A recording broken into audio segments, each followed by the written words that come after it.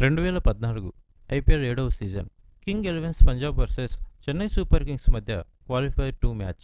ఈ మ్యాచ్లో Brandon McCullum single కోసం ప్రయత్నం, కానీ దురదృష్టవశాత్తు నాన్ స్ట్రైకర్గా ఉన్న రైనా రనౌట్ అయ్యాడు.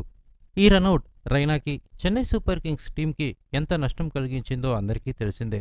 25 బంతుల్లో 87 పరుగుల వద్ద ఉన్న రైనా ఈ రనౌట్ వల్ల ఐపీఎల్లో ఫాస్టెస్ట్ సెంచరీ చేసే అవకాశం కోల్పోయాడు. అలాగే ఐపీఎల్లో అత్యంత వేగంగా 10,000 పరుగులు పూర్తి చేసే ఆటగాడిగా నిలిచిపోయేవాడేమో.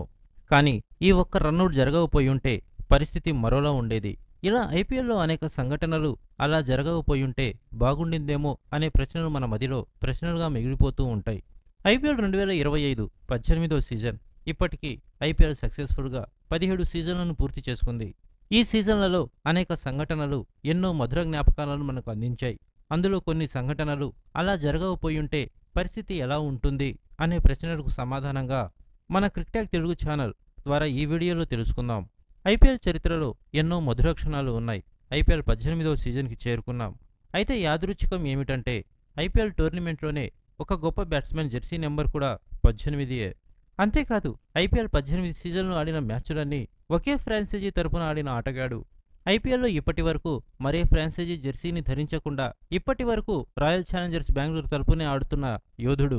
రాయల్ ఛాలెంజర్స్ బెంగళూరు తరపున Anil Kumble, Chris Gayle, Rahul Dravid, Kevin Pietersen, AB de Villiers, Daniel Vettori, Jacques Kallis, Steyn, Brendon McCullum, Shane Watson, Faf du Plessis, Maxwell వంటి ఆటగాళ్లు ఆడిన రాయల్ ఛాలెంజర్స్ బెంగళూరుకి విధి వక్రించి ఒక్క ట్రోఫీ కూడా గెలవలేకపోయింది.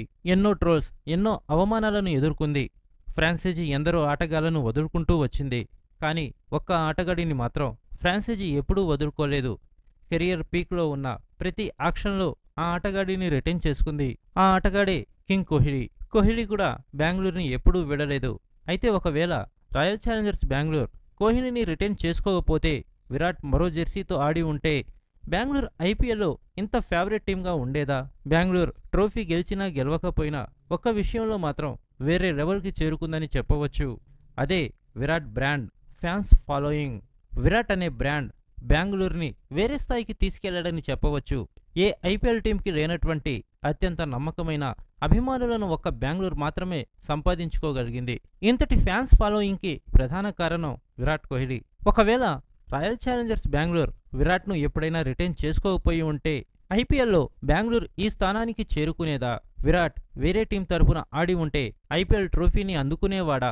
వాస్తవంగా విరాట్ స్వస్థలమైన ఢిల్లీ 2008లో విరాట్ని కొనుగోలు చేసి ఉంటే ఢిల్లీ కూడా ఈరోజు బెంగళూరు అంతటి ఫేమస్ అయి ఉండేదా? ఇలా అనేక ప్రశ్నలు మనకు ప్రశ్నలుగానే మిగిలిపోయాయి.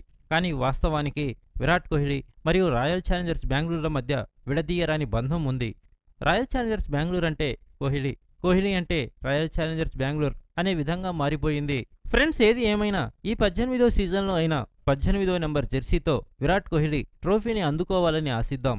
ఫ్రెండ్స్, ఐపీఎల్లో మీకు నచ్చిన బెస్ట్ ఇన్నింగ్స్ ఏది అని ఏ క్రికెట్ అభిమానిని అడిగినా చాలామంది అభిమానులు ఐపీఎల్ 2014లో జరిగిన రెండవ qualifiers Kings Elevens Punjab Chennai Super Kings మధ్య జరిగిన మ్యాచ్లో సురేష్ రైనా ఇన్నింగ్స్ అని చెప్తారు.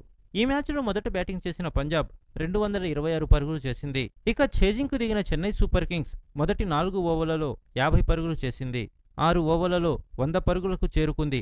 ఇక చెన్నై విజయానికి 14 ఓవర్లలో 127 పరుగులు మాత్రమే అవసరం.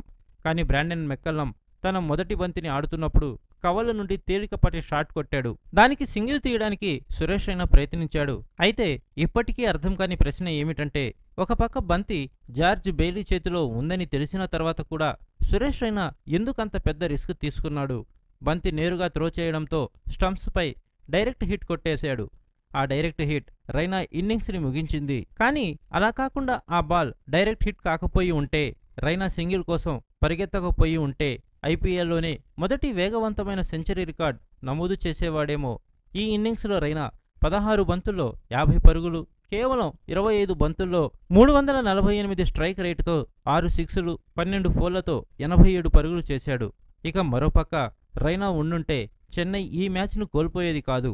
అంతేకాదు ఐపీఎల్లో వేగంగా 10,000 పరుగులు పూర్తి చేసుకున్న ఆటగాడిగా చరిత్రలో నిలిచిపోయేవాడు. ఏది ఏమైనా ఈ ఒక్క రన్అట్ జరగకుండా ఉంటే అనే ప్రశ్న ప్రతి క్రికెట్ అభిమాని మధ్యలో ఎప్పటికీ నిలిచిపోతుంది. ఏది ఏమైనా ఈ మ్యాచ్ చెన్నై సూపర్ కింగ్స్ 24 పరుగుల తేడాతో ఓడిపోయింది. ఫ్రెండ్స్, నెక్స్ట్ వీడియోలో ఐపీఎల్ 2012లో కోల్కతా నైట్ రైడర్స్ విజేతగా ఎలా నిలబడింది, అదేవిధంగా చెన్నై సూపర్ కింగ్స్లో అలా జరిగి ఉండకపోతే అనేటువంటి ఆసక్తికరమైన విషయాలను గురించి తెలుసుకుందాం. అదేవిధంగా ఈ అంశాలపై మీ అభిప్రాయాలను మాకు కామెంట్స్ రూపంలో తెలియజేస్తారని ఆశిస్తున్నాం.